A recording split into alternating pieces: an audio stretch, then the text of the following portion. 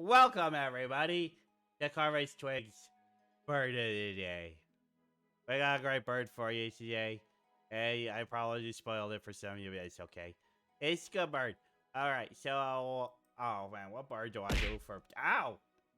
It's puppies popped on an apple at me. Well, I suppose you are trying to keep the doctor away. Thank you. Thank you. So, today's bird of the day is one that you've probably seen in some nature documentaries. Pretty cool bird. It's got some pretty cool, pretty neat things. Today's bird of the day is going to be the Satin Bowerbird. Look at that. Look at that blue fella right there. Look at his magenta eyes. Look at that. Satin Bowerbird. It's a pretty cool looking bird. Now, it may look kind of corvid-like, but nah, these fellas are not corvids. But they're, I mean, kind of got similar looks to them. But wow, look at those beautiful blue iridescent colors. Got the cool looking beak. Yeah, these guys are pretty neat. Very neat. So let me tell you a little bit about them. Well, these folks here, because I'm doing the Bandicoot. We're doing the Bandicoot. They are an Australian rodent. I'll figure I'll do myself an Australian bed. And so today we're doing the Satin Bowerbird, because they're from the continent of Australia. And I apologize to all my Aussie friends for all this terrible accent that I'm doing right here. It's probably real offensive, but we're gonna keep doing it. And no, we're not anymore. So yeah, these are 12.6, 12.9 inches long, so it's actually kind of big for a little bird like this around. Weighing 6 to 10.2 ounces, so they're actually they're on the bigger side as far as the passerform bird goes. So not too bad, because you see they don't even have super long tails. So yeah, they're kind of decent sized bird. Not quite as big as a crow, but bigger than your robins or something. And they're really long lived too for a passerform of their size. Excuse me, 20 to 30 years. Pretty good. So yeah, I'm going to the next page here. Oh, I hit the wrong button. This page.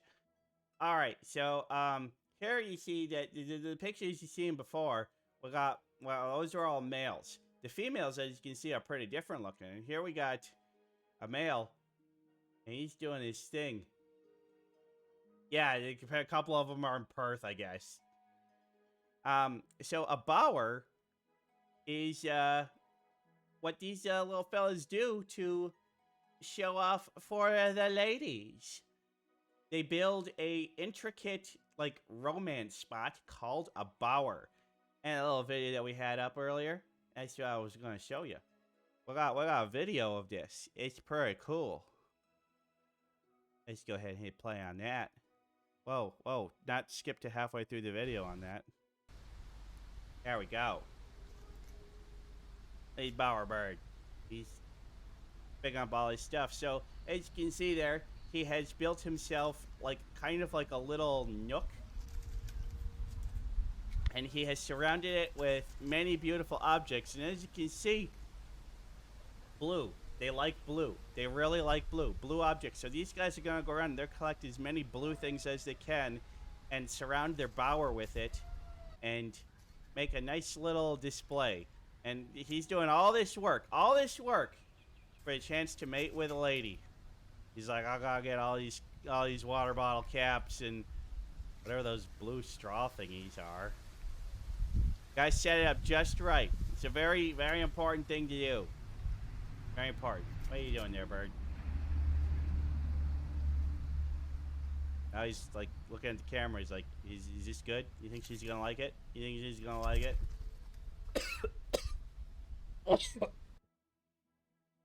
I'm okay.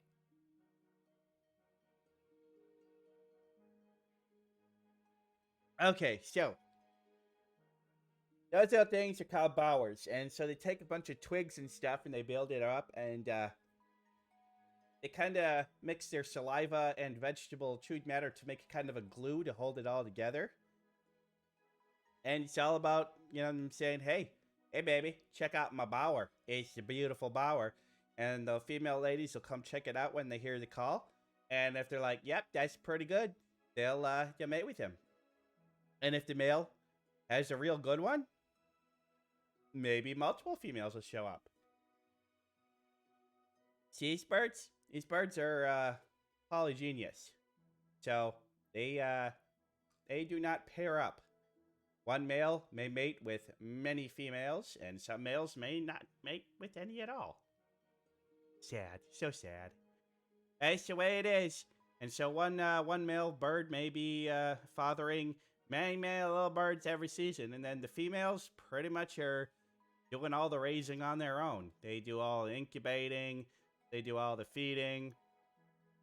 It's it's too bad. Come on, man. Raise your babies. Raise your babies. Be good fathers. Be good fathers. But nope, that's not how they do it. They're just like, I want to smash, I want to pass down my seed, and off we go. And so while the females are pretty much entirely taking care of their babies, they've been known to do some interesting things, like they'll pretend to be injured and like limp along or pretend to have a bad wing and will lure predators away because the predator may be like, oh, injured. I can go for the injured bird easy. And then once they've lured them away from the babies, then they fly away normally, and he protects it, and it's pretty cool. And as for their diet, these birds prefer fruits and berries, tasty veggies. When they're younger, they end up eating more insects and stuff, but and they will. I mean, they're omnivorous; they'll eat anything, but they definitely prefer fruit. Fruit is their preferred food, and as an adult, that makes up the majority of their diet. Now, when you see them, if it's got that black and kind of bluish look to them, that's gonna be a male that's 7 years old. They don't get those colors till the 7. When they're younger than that, they look more like the females, which is a female pictured right here, or maybe it's a young male. We don't know, because between the ages of 1 and 6, they look pretty much the same. I think that's kind of interesting, and then the males get the different colors once they're ready to get it on. That's when they start building their bowers. But yeah, that bower building is pretty cool, pretty unique. Definitely one of the more unique and interesting mating displays. Now,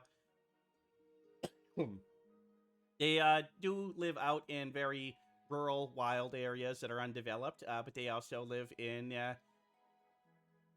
city areas, and depending on where they live will change what they grab. So they're going to go for more blue flowers and snail shells and anything else that's bluish in nature that they can find, which is a little harder to do. There's not as much blue in nature as there is in the artificial world that humans have created. The video that you saw there, that one's one obviously living in a more urban environment and has been able to gather a lot of blue waste. They've actually found it can be a problem, though, because some of those, like, blue rings that go around the tops of caps have been known to, like, accidentally choke poor bowerbirds. So, yeah, it's kind of a weird thing where it's just, like, our garbage has helped them evolutionarily be more attractive, but can be dangerous to them. Properly dispose of your stuff, people.